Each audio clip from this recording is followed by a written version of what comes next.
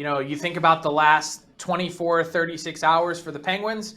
They were kind of in a bit of a rough spot. Then the Islanders dropped the ball against the Washington Capitals, have 2 goals go in against them in the first 63 seconds of the game. And you're saying, oh man, they've just left the door wide open for the Pens, who only have the Blackhawks, who entered the day in 31st place, but with the point gained by the Columbus Blue Jackets earlier on Tuesday night, they were in 32nd place at some point in the game.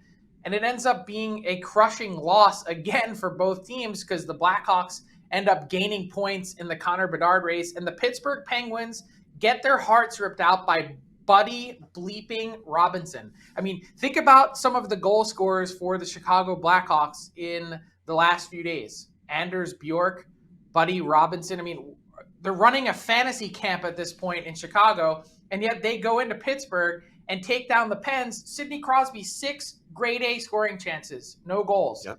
I was thinking Crosby would come in and drag this team across the finish line. There's no chance the Penguins are losing this game to get into the playoffs. And Mike, as you mentioned, now they're staring down this. A 1-point margin of error.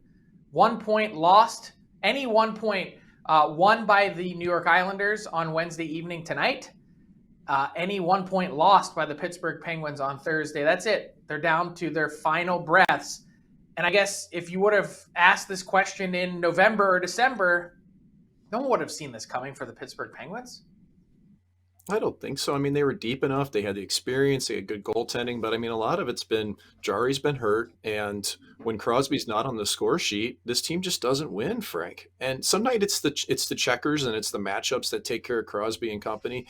But sometimes it's just the goaltender. Like Peter Mrazek had a really strong game against him last night. You mentioned 6 high danger chances. Crosby had 8 shots on goal. So it's not like the Penguins didn't put forth the effort. They didn't get the result last night.